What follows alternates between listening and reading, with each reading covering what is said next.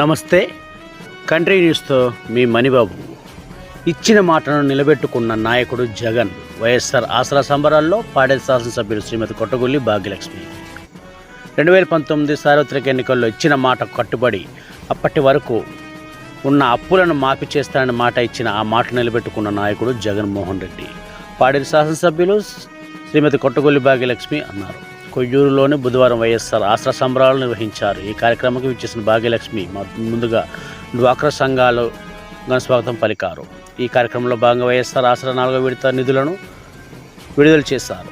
ఈ సందర్భంగా భాగ్యలక్ష్మి మాట్లాడుతూ వైఎస్ఆర్సీపీ ప్రభుత్వం కొయ్యూరు మండలానికి 3 దఫాలుగా 9,60,00,000 రూపాయల రుణాలు మాఫీ చేసిందన్నారు. ఈ 4వ దఫాలో 3,22,97,530 రూపాయలు రుణాలు మాఫీ చేయడం జరిగిందని చెప్పారు. మాట తప్పిన నాయకుడు ఒకవైపు, మాట తప్పని నాయకుడు మరోవైపు మన కళ్ళ ముందు కనిపిస్తున్నారని, సార్వత్రిక ఎన్నికల్లో ఎవరిని ఎన్నుకోవాలనే విషయం మన చేతుల్లోనే ఉందన్నారు. ఈ కార్యక్రమంలో భాగంగా పాడేరు నియోజకవర్గ సమన్వయకర్త మత్స్యరస విశ్వేశ్వరరాజు, ఎంపీపీ బడుగు Ramesh, ZPTC Vara Nookaraju, Chintapalli AMC chairman Jaithurajulamma, vice ఎంపీపీలు అప్పటి వెంకటరమణ, అంబటి నూకలమ్మ, ఏఎంసీ డైరెక్టర్ అచ్యుత్ తదితరుల నాయకులు, కార్యకర్తలు పాల్గొన్నారు.